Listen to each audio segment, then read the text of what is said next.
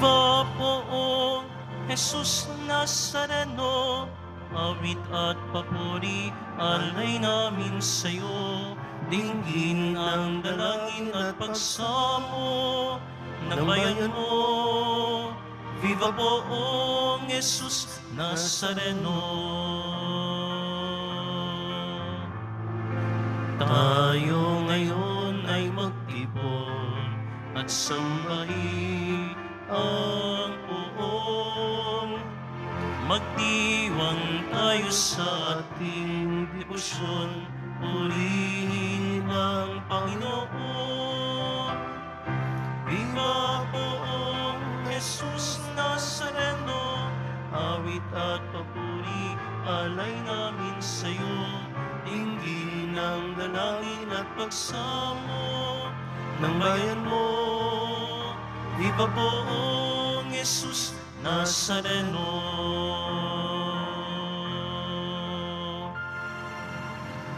Sa ngalan ng Ama at ng Anak at ng Espiritu Santo. Amen. Ang pagpapala ng ating Panginoong Hesukristo, ang pag-ibig ng Diyos Ama, at ang pakikipagkaisa ng Espiritu Santo, naway sumainyong lahat. At sumaiyo rin. Mga kapatid, tinipon tayo bilang kaanib na angkan ng Diyos, kaya dumulog tayo sa maawaing Panginoong nagpapatawad ng lubos. Sinugong tagapagpagaling sa mga nagsisisi, Panginoon, kaawaan mo kami. Panginoon, kaawaan mo kami. Dumating na tagapag-anyayang mga makasalanan ay magsisi, Kristo, kaawaan mo kami. Kristo, kaawaan mo kami. Nakaluklok ka sa kanan ng Diyos Ama para ipamagitan kami. Panginoon, kaawaan mo kami. Panginoon, kaawaan mo kami. Kaawaan tayo na makapangyarihang Diyos, patawarin tayo sa ating mga kasalanan at patnubayan tayo sa buhay na walang hanggan. Amen. Manalangin tayo. Ama naming makapangyarihan, kami mga tinubos mo at kinupkop, ay tunghayan mo ngayon sa iyong kagandahang loob upang sa pagsampalataya sa anak mong si Kristo, makamta ng kalayaan at pamana sa piling mo, sa pamamagitan niya kasama ng Espiritu Santo, magpasawalang hanggan. Amen. Pagbasa mula sa unang sulat ni Apostol San Pablo kay Timoteo. Pinakamamahal, narito ang isang katotohanang dapat tanggapit paniwalaan ng lahat. Si Kristo Jesus ay naparito sa sanlibutan upang iligtas ang mga makasalanan, at ako ang pinakamasama sa lahat. Ngunit kinahabagan ako ng Diyos upang sa nangyari sa akin ay ipakita ni Kristo Jesus kung gaano siya katiyaga at maging halimbawa ito sa mga mananalig sa Kanya at pagkakalooban ng buhay na walang hanggan. Purihin at dakilain magpakailanman ang iisang Diyos, Haring walang hanggan, walang kamatayan, at di nakikita. Amen. Ang salita ng Diyos. Salamat sa Diyos. Ngalan ng Diyos ay idangal, ngayon at magpakailanman. Ngalan ng Diyos ay idangal, ngayon at magpakailanman. Dapat na magpuri ang mga alipin. Ang ngalan ng poon ay dapat purihin. Ang kanyang pangalan ay papurihan. Magmula ngayon, magpakailanman. Ngalan ng Diyos ay dangal, ngayon at magpakailanman. Buhat sa silangan hanggang sa kanluran. Ang ngalan ng poon pupurihing tunay. Siya'y nagahari sa lahat ng bansa. Lampas pa sa langit ang pagkadakila. Ngalan ng Diyos ay dangal, ngayon at magpakailanman. Walang makatulad ang Panginoong Diyos. Nasa kalangitan doon naluluklok. Buhat sa itaas, siya'y tumutunghay. Ang lupa at langit kanyang minamasdan. Mula sa alabok ang mga mahirap. Sa pagkagalumi ay itinataas. Ngalan ng Diyos ay idangal, ngayon at magpakailanman.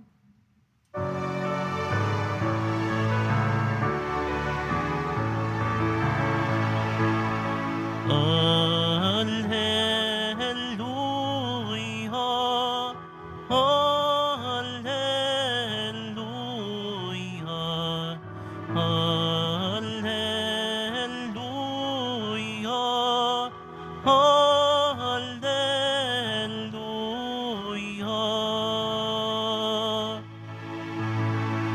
Ang saki nagmamahal, tutupad sa aking aral, Ama't ako'y mananahan. Alleluia,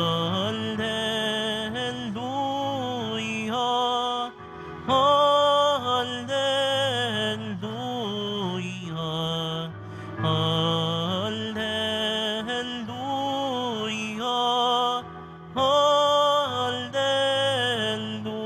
Alleluia. Sumainyo ang Panginoon. At sumairin. Ang mabuting balita ng Panginoon ayon kay San Lucas. Papuri sa iyo, Panginoon. Noong panahong iyon, sinabi ni Jesus sa kanyang mga alagad, walang mabuting punong kahoy na namumunga ng masama, at walang masamang punong kahoy na namumunga ng mabuti. Nakikilala ang bawat punong kahoy sa pamamagitan ng kanyang bunga, sapagkat hindi nakapipitas ng igos sa puno ng aroma, at di rin nakapipitas ng ubas sa puno ng dawag. Ang mabuting tao ay nakapagdudulot ng mabuti sapagkat tigib ng kabutihan ang kanyang puso. Ang masamang tao ay nakapagdudulot ng masama sapagkat puno ng kasamaan ang kanyang puso. Sapagkat kung ano ang bukang bibig, siyang laman ng dibdib. Tinatawag ninyo akong Panginoon, Panginoon, ngunit hindi naman ninyo ginagawa ang sinasabi ko. Ipakikilala ko sa inyo kung kanino natutulad ang bawat lumalapit sa akin, nakikinig ng aking mga salita at nagsasagawa ng mga ito. Katulad siya ng isang taong humukay ng malalim at sa pundasyong bato nagtayo ng bahay. Bumaha at ang tubig ay bumugso sa bahay na iyon, ngunit hindi natinag sapagkat matatag ang pagkakatayo. Ngunit ang nakikinig ng aking mga salita at hindi nagsasagawa nito ay katulad ng isang taong nagtayo ng bahay na walang pundasyon. Bumaha, nadaanan ng tubig ang bahay na iyon at pagdakay bumagsak. Lubusang nawasak ang bahay na iyon. Ang mabuting balita ng Panginoon. Pinupuri ka namin, Panginoong Hesukristo. Isang magandang araw po sa inyong lahat. Sabado na naman at sadyang napakabilis ng araw. Kaya atin pong babalikan ang mga aral na ibinigay sa atin ng Poong Jesus Nazareno. At nawa, sikapin natin na magamit natin ang mga mensaheng ito sa konteksto ng ating mga pinagdadaanan sa buhay. At naniniwala naman po ako na lahat ng ito ay may solusyon, lahat ng problema na ating kinakaharap, matatapos din ito. Basta't manatili lang tayo sa pagkapit sa Poong Nazareno at dahil hindi niya tayo bibitawan. Noong Lunes, tayo po ay pinaalalahanan na pag-isipan natin ng mabuti. Mahalaga po ang mga batas, mahalaga po ang mga pero tingnan natin yung mas higit na mahalaga. Ang sabi nga ni Kristo, alin ba yung ayon sa kautusan? Ang gumawa ng mabuti o ang gumawa ng masama sa araw ng pamamahinga? So, ang paggawa ng pamamahinga ayon sa Poong Jesus, ang paggawa ng mabuti, ayon sa Poong Jesus Nazareno, wala itong pinipiling oras o araw. Maging ang estado ng isang tao, gumawa ka lang ng mabuti. Kahit ano pang sabihin nila, hindi ka mapapasama kung patuloy kang gagawa at pipiliin mong maging mabuti. Noong Martes, ang sabi naman sa kwento, bagamat maraming gawain at kayang-kaya ni Jesus na gawin ito mag-isa, pero hindi niya piniling mag-isa bagkus ay mas ninais niyang magkaroon ng katuwang, magkaroon ng makakasama at maibahagi rin niya yung gantimpala na nakakagawa tayo ng mabuti. Kaya pumili siya ng 12 sa kanila at tinawag niyang mga apostol. Noong Miyerkules, sa pagdiriwang natin ng birthday o kapanganakan ng mahal na Birhen, ipinahayag ng anghel kay Maria na siya ang magiging ina at ang sanggol na kanyang ipapanganak ay magiging tanda ng presensya ng Diyos. Kaya nga yung tinatawag na pangalan, sabi, Pa-Emmanuel, ang kahulugay na sa atin ang Diyos. Kasama natin lagi ang Diyos sa tulong ni Maria na nagpapaalala nito sa atin. At nung Huwebes, sabi nga po, kasi minsan may nasasabi tayo na hanggang kailan ba ako magbibigay? Bakit ako na lang ng ako? Kaya napapaisip din tayo kung tutulong pa ba tayo o hindi. At nag-aalala rin tayo. Lalo pa ngayon, tutulong ba ako o akin na lang ito, amin na lang ito? Yung pangako po ni Kristo, magbigay kayo at bibigyan kayo ng Diyos. Hustong takal, siksik, liglig at umaapaw pa ang ibibigay sa inyo. So yung takot natin na baka mawalan tayo, yung takot natin na maubusan tayo, minsan nararanasan natin, ang bilis nating tumulong, pag tayo naman yung nangangailangan, parang pakiramdam natin walang gustong tumulong sa atin, Kaya umaabot din sa punto na nadadala tayong magbigay, nadadala tayo na tumulong, pero nawa po, tulungan man tayo o hindi, at least tayo po ay naniniwala na hindi tayo pababayaan ng Diyos. Sabi nga po, ulitin ko, maganda po ito, pag nagbigay ang Diyos, hustong takal, siksik, liglig, at umaapaw pa. Basta't magtiwala lang tayo sa Diyos. At kahapon, Biyernes, yung paalala po sa atin na meron tayong responsibilidad na akayin ang bawat isa. Akayin palapit sa Diyos at mailapit natin ang Diyos sa bawat isa. Pero hindi natin ito magagawa kung tayo ay punong-puno ng paniniwala sa ating sarili na tayo ay magaling, tayo hindi nagkakamali, tayo yung mabait. Sabi nga po ni Kristo, para maging effective tayo na maging taga-akay, sabi po niya, alisin mo muna ang tahilan sa iyong mata at makakakita kang mabuti. Dahil hindi pwedeng akayin ng bulag ang kapwa niya bulag. Pareho tayong madadapa. At ngayon, sa mensahe na ipinagkaloob sa atin ng Diyos na talaga namang punong-puno tayo ng pagsubok sa mga panahong ito. Mahirap nga magkasakit. Kasi pag nagkasakit ka, wala kang pambiling gamot.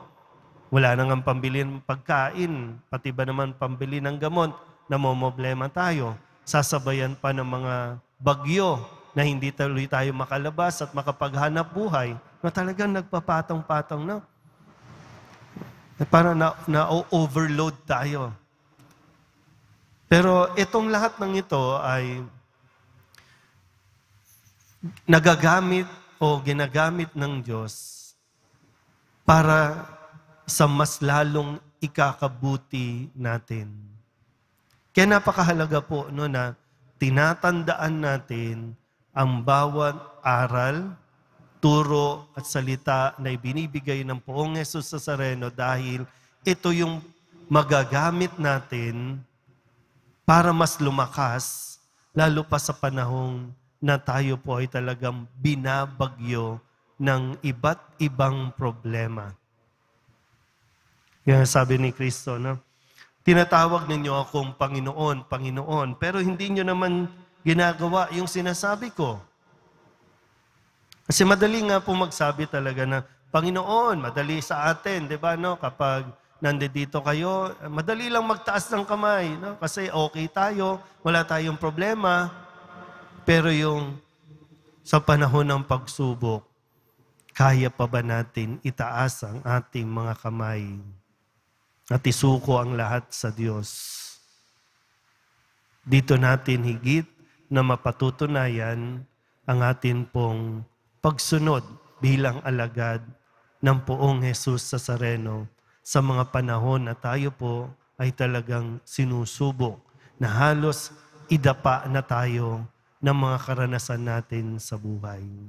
Pero nawa po, patuloy natin hilingin sa Diyos ang kalakasan, biyayaan tayo ng kaliwanagan ng pag-iisip, pag-unawa, nang sa ganon ay hindi talaga tayo panghinaan at mawalan ng pag-asa.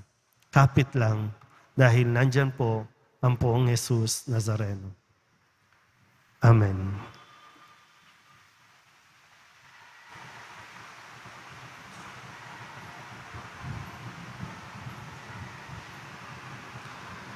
Minamahal ko mga kapatid, sa pananalig sa Ebanghelyo na nag-uutos sa ating magtayo ng bahay espiritual sa bato, manalangin tayo sa Ama. Ang ating itutugon, O Diyos, aming lakas, pakinggan mo kami. O Diyos, aming lakas, pakinggan mo kami. Ang simbahan naway, palagiang makita bilang isang matatag at ligtas na tahanang itinindig sa matibay na pundasyong bato. Manalangin tayo. O Diyos, aming lakas, pakinggan mo kami. Ang mga pinuno ng mga bansa, naway maglingkod sa kanilang mamamayan, nang may katapatan at katotohanan sa nakalilitong mundong ito. Manalangin tayo. O Diyos, aming lakas, pakinggan mo kami. Ang paghuhubog sa mga kabataan, naway maitatag ayon sa mga bagay na pinahalagahan ng kaharian.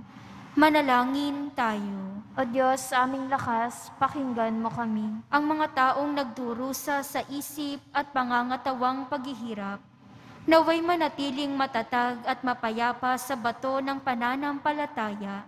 Manalangin tayo. O Diyos, aming lakas, pakinggan mo kami. Ang ating mga mahal na yumaong kamag-anak at kaibigan, naway makatagpo ng kapayapaan at kaligayahan.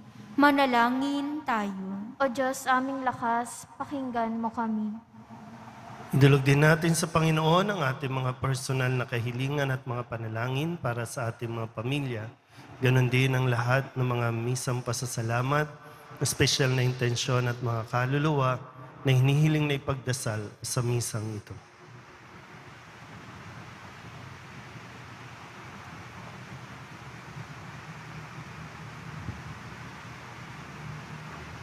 Ang lahat ng ito inihiling namin sa ngalan ni Kristong aming Panginoon. Amen.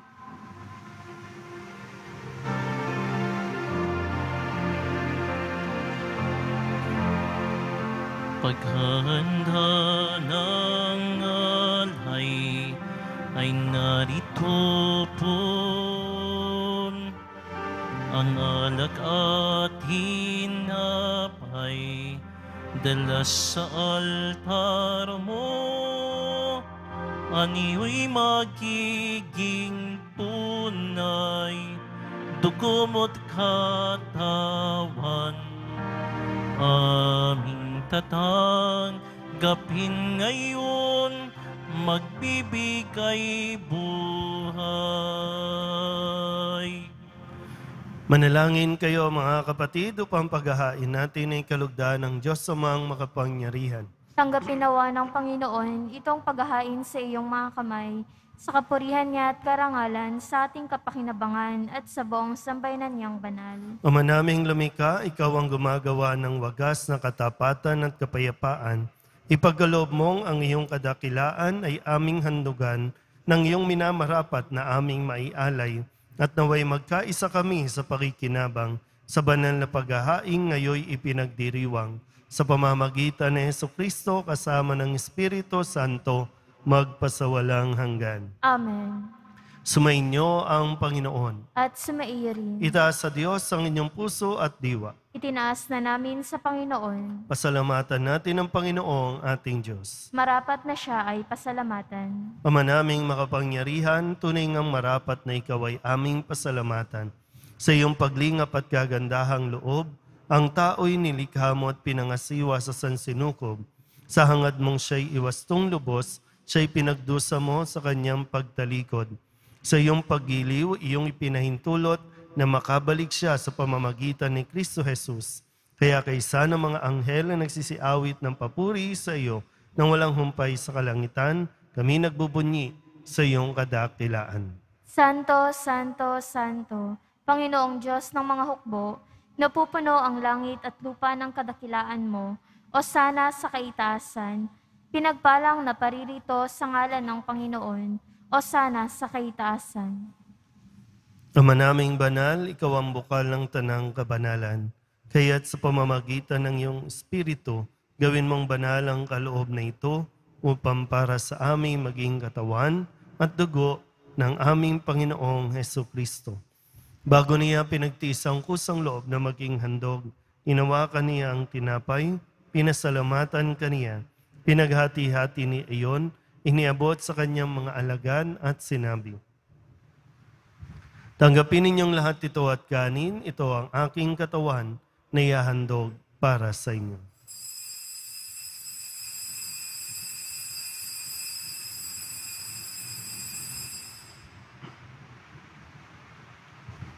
Gayun din naman nang matapos ang hapunan, hinawakan niya ang kalis, muli kaniyang pinasalamatan. Iniabot niya ang kalis sa kanyang mga alagad at sinabi, tanggapin ninyong lahat ito at inumin. Ito ang kalis ng aking dugo ng bago at walang hanggan tipan. Ang aking dugo na ibubuhos para sa inyo at para sa lahat sa pagpapatawad ng mga kasalanan. Gawin ninyo ito sa pag-alaala sa akin.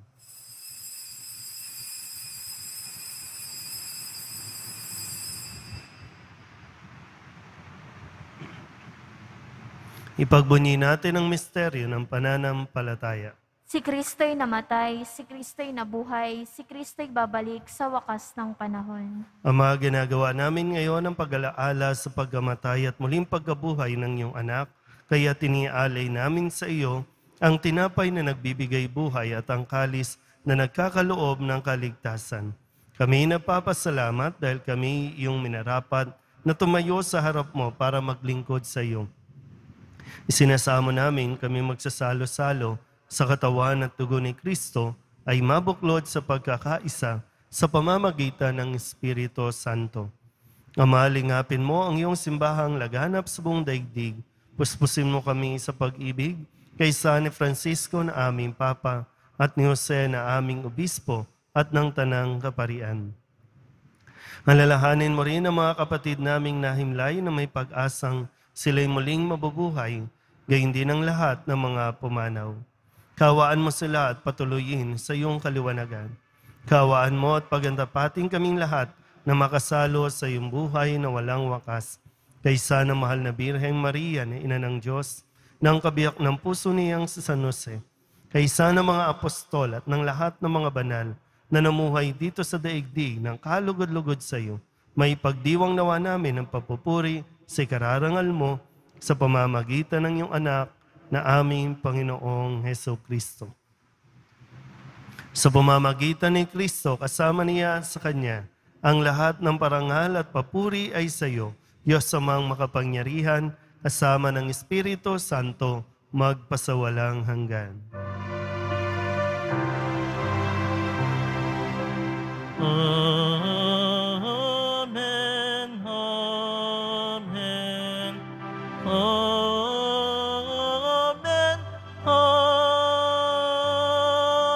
amen. Buong kababaang loob tayong tumawag sa ating Panginoon ng Ama namin.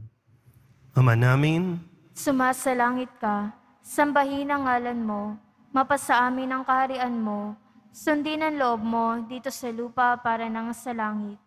Bigyan mo kami ngayon ng aming kakanin sa araw-araw, at patawarin mo kami sa aming mga sala, para nang pagpapatawad namin sa nagkakasala sa amin, at huwag mo kaming ipahintulot sa tukso, at iadya mo kami sa lahat ng masama.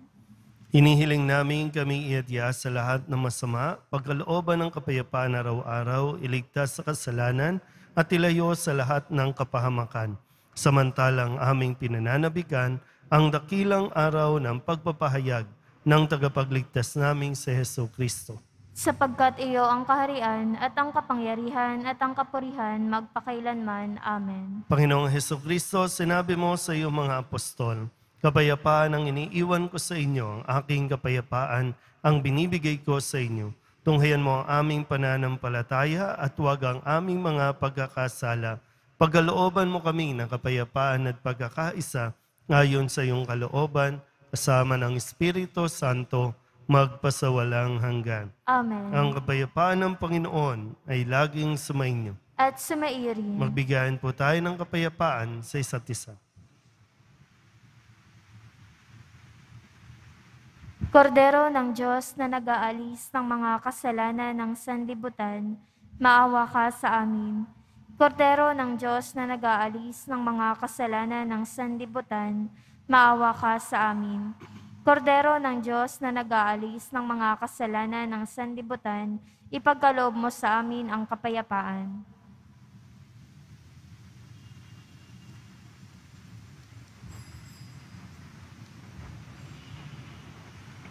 Ito ang kordero ng Diyos. Ito ang nag-aalis ng kasalanan ng sanlibutan. Mapalad ang mga inaanyayahan sa kanyang piging. Panginoon, hindi ako karapat-dapat na magpatuloy sa iyo, ngunit sa isang salita mo lamang ay gagaling na ako. Katawan ni Kristo, Amen.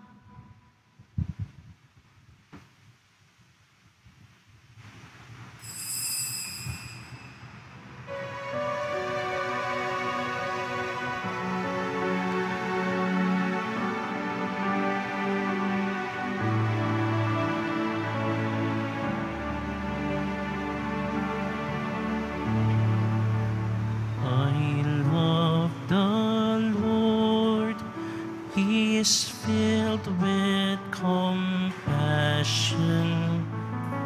He turned to me from the day that I called, from the snares of the dark. O Lord, save my life, be my strength. Gracious is the Lord and just our God, His mercy rest to the weary. Return my soul to the Lord our God, who bids tears away. I love the Lord.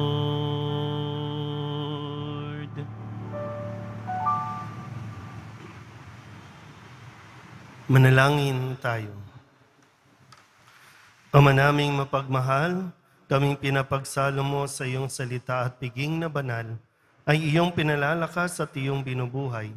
Pagindapatin mong kami makapakinabang sa buhay ng iyong anak na para sa aming sarili niya ang alay bilang aming tagapamagitan kasama ng Espiritu Santo magpasawalang hanggan. Amen. Ang Panginoon At sumairin. at pagpalain kayo ng makapangyarihang Diyos, Ama at Anak, at Espiritu Santo. Amen. Umayo kayong taglayang kapayapaan ng Poong Jesus Nazareno. Salamat sa Diyos. Magandang araw po.